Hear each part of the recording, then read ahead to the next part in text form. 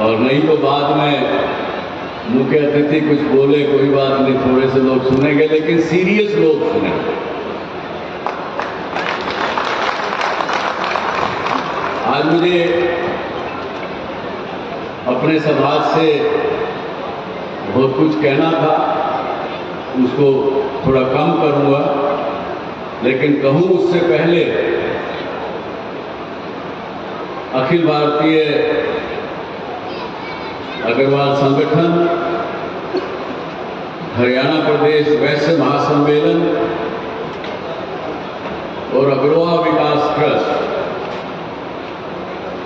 इन तीनों संस्थाओं को आज बहुत बहुत बधाई देता हूं कि इन आपने सबने मिलकर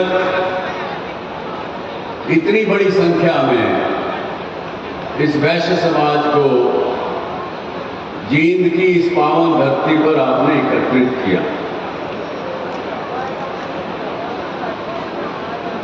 और मैं इस बात को भी जानता हूं, विशेषकर मेरे मीडिया के साथियों को बताना चाहूंगा, इस मंच पर जितने लोग उपस्थित हैं उनमें से लगभग मैं 25-30% लोगों को पर्सनली जानता हूं। इनमें से हर एक आदमी इतना कैपेबल है कि वो अपने अपने शहर में, अपने अपने क्षेत्र में 20, 30, 40 हजार लोगों की भीड़ इकट्ठी करते हैं और करने में सक्षम है। देखा है मैंने। और पनवल के ओम प्रकाश जी यहाँ बैठे हैं, यमुनानगर के कुछ साथी बैठे हैं, रोहतक से कुछ लोग बैठे, बहुत लोग हैं। और एक साथ में हाथ जोड़कर क्षमा मांगते हुए मंच के कुछ वक्ताओं से,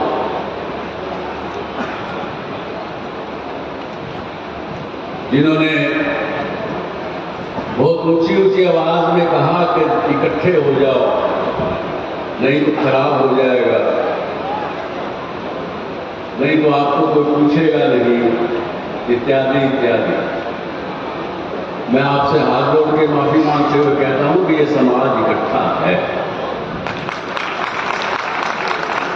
मन से, आत्मा से, तन धन से, मन से इकट्ठा है।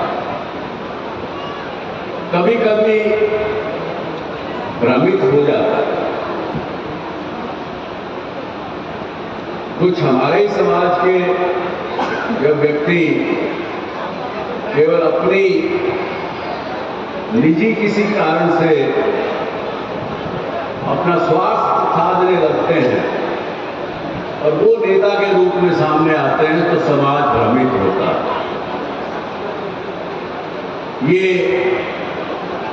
इस चीज को हमें, वैश्य समाज एक नहीं है, इस चीज से नहीं तोड़ना चाहिए। ये एक मेरी प्रार्थना आप सबसे। और अभी हमने भारत की केंद्र सरकार से हमने 100 करोड़ रुपए की और डिमांड की है, ताकि अग्रोहा के अंदर जो खेड़ है, जहां पुराना महाराजा अग्रसेन की नगरी थी, उसमें खुदाई के काम हुए, बड़े थोड़े हुए। तो हमने कहा है और प्रधानमंत्री ने इस बात की हामी करी है कि वो जरूर जल्द ही उसको सैंक्शन करेंगे और वहां पे खुदाई का काम फिर आगे और बढ़ेगा, जिससे कि इस वैश्य समाज की जो चीजें दबी हुई हैं जमीन के गर्भ में, वो सामने आए, समाज के सामने आए।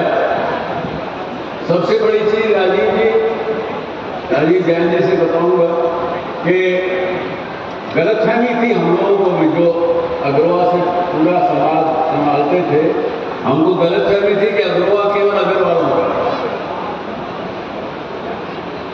जो खुदाई से सामान निकला, जो तथ्य निकले, जैसा कि आपने ही कहा राजेश जी के महाराजा अग्रसेन ने क्षत्रिय धर्म छोड़ करके वैश्य धर्म को अपनाया, तो वहां पे पूरे वैश्य समाज का ये गढ़ था, ना कि केवल अग्रवाल। और इसीलिए अभी अगर आप अग्रवाल जाएंगे तो महालक्ष्मी जी के मंदिर के बाहर, वो जैसे भाई ने एक ने कहा कि G372 है आज का दिन, तो 372 घटकों के पूरे नाम हमने वहां पे लिखवाए हैं, मंदिर के लिखवाए। तो ये सब बातें हैं। और आपसे आज मैंने सारी बातें सबकी सुनी, सबने राजनीति में भागीदारी बढ़े, हमारा राज में भाग हो, लेकिन कैसे हो, ये संकल्प रैली में क्या संकल्प ऐसे लिए जाए जो प्रैक्टिकल हो। भाई बढ़िया हूं, वैसे हूं, बिजनेस करता हूं, 10,000 लोग मेरे साथ काम करते हैं, तो जब मैं उनसे कोई समस्या के बारे में चर्चा करता हूं और उनको कोई हल नहीं मिल रहा है, तो मुझे तो हल ऐसा देना पड़ेगा जो वो कहे कि हाँ ये हम कर सकते हैं। तो आप तीनों संस्थाओं से ही नहीं बल्कि वैश्य समाज की और भी जो संस्थाएं हैं राष्ट्रीय स्तर पर, आप तीनों से मैं प्रार्थना करूंगा कि आप उनसे भी बात करिए और 4 संकल्प का मैं प्रस्ताव देता हूं। अगर आपको पूरे मंच को अगर मंजूर हो तो आज की इस बैठक का रेजोल्यूशन पास करें बाकायदा लिख के। अगर मंजूर हो, नहीं हो तो मत करिए। विचार करना हो तो बाद में विचार करके करिए। भाई महेंद्र जी ने कहा कि ये ज्यादा से ज्यादा हर राजनीतिक पार्टी से हम कहेंगे कि टिकटें हमको दे, तो टिकटें तो दे दी। मेरा एक्सपीरियंस है, मैं 2004-2009 के चुनाव में हरियाणा में मैंने चक्कर काटे, हमने कुछ लोगों को साथ में भी लिया। 90% केसेज में आपका वैश्य समाज का जो व्यक्ति चुनाव लड़ रहा है, उसके सामने दूसरा कोई वैश्य समाज का ही व्यक्ति चुनाव लड़ रहा है। समाज किसको मत दे? इस पार्टी के वैश्य समाज को दे, इस पार्टी के वैश्य समाज को दे। तो एक एक्सपेरिमेंट पानीपत में संजय अग्रवाल जी अगर आपने मुझे मिलाया था, उनको अगर याद हो तो हमने वहां पानीपत में ये एक्सपेरिमेंट किया। 2 अग्रवाल थे, लड़ रहे थे चुनाव। हमने कहा पूरा समाज चुनाव के 1 महीना पहले मतदान करेगा कि इन दोनों में से पूरा समाज किसके साथ है। जिसको अधिक मत मिलेंगे पूरा समाज मिलकर उसको मतदान देगा। आपका व्यक्ति तभी चुन के आ सकता है यदि पूरा समाज साथ में खड़ा हो। और साथ में दूसरा कोई पार्टी का नाम मैं किसी का नहीं दूंगा, मेरे लिए सब पार्टी बराबर है।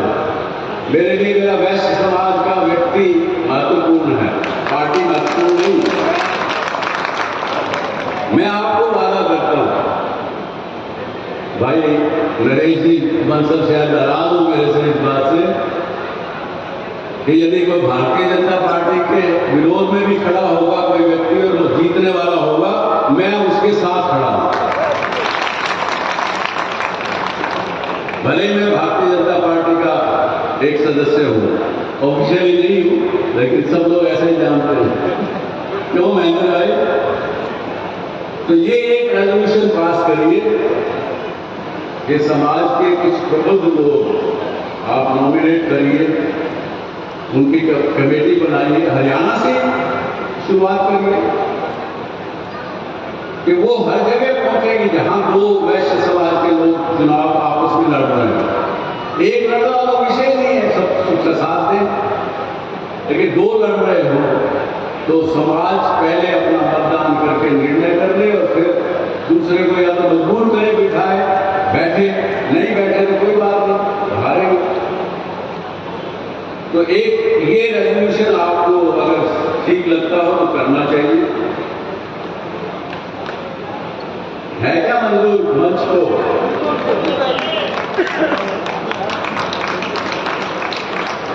दूसरा मेरा एक सुझाव है कि भारत सरकार ने 33% रिजर्वेशन महिलाओं के लिए किया है। नारी शक्ति को एक जो बहुत पहले मिल जाना चाहिए था, शायद इस सरकार ने दिया है। वैश्य समाज भी ये निर्णय करे कि हम अपने घर की महिलाओं को, ये कविता जयंती जी ने कहा, एक ये इन्होंने मैंने लिखा, इन्होंने कहा कि महिलाओं को आप आगे लाएं। तो एक दूसरा ये निर्णय करिए और ये रेजोल्यूशन पास करिए कि वैश्य समाज ज्यादा से ज्यादा महिलाओं को राजनीतिक क्षेत्र में लाए। तीसरा, अग्रोहा एक पूरे वैश्य समाज का एक 5वां धाम है। इसमें कोई मत किसी को भी नहीं है, कोई मतभेद किसी को नहीं। उससे ज्यादा से ज्यादा संख्या में आप अगर जुड़ेंगे तो एक शक्ति आपकी सब जगह दिखने को दिखेगी और वहीं का मैसेज पूरे देश में एक दिशा निर्देश के रूप में जाएगा तो समाज का बहुत भला होगा, अच्छाई चीजें होंगी, ऐसा मेरा मानना है। और छोटी सी 2 बातें अपने युवा साथियों से कह के अपनी भाषा को विराम दूंगा। एक तो भाई डरो मत, किसी भी चीज से डरो मत। डर एक ऐसी चीज है, अगर आप किसी भी छोटी सी चीज से अभी डर आ गया आपके मन में तो वो मल्टीप्लाई करेगा, हर सेकंड मल्टीप्लाई करेगा, इतना बड़ा बन जाएगा। आधा घंटा में आप समझोगे कि जिस बात से डर रहे थे वो वाकई सच में हो गई है। तो डरो मत। और दूसरा, मुझे मेरे पुराने 2006 में राज्यसभा के चुनाव के समय में तजुर्बा हुआ। मेरे कुछ साथी जो वहां चुनाव के समय में चंडीगढ़ में थे, तो मतदान खत्म होने तक उसमें से आधे लोग चले गए और मतदान की गिनती के समय में भी कोई साथ में कम लोग थे। तो मेरा एक ही मानना हमेशा रहा है कि भैया हार तब तक नहीं है जब तक आप मानना। किसी भी चीज में आप जिंदगी में देख लेना, जब तक आप हार मानोगे नहीं वो हार नहीं होगी। हार मानोगे तभी हार है, वरना हार नहीं। ये तक 2 छोटी सी बात कहते हुए आप सबने मुझे इतना आदर मान दिया।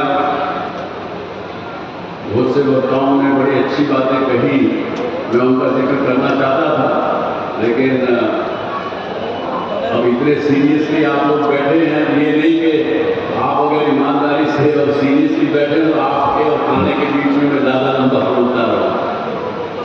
तो एक बार फिर आपने सबने बड़े ध्यान से सुना मेरी बात, उसके लिए बहुत बहुत धन्यवाद, बहुत बहुत आभार। जय हिंद, जय भारत।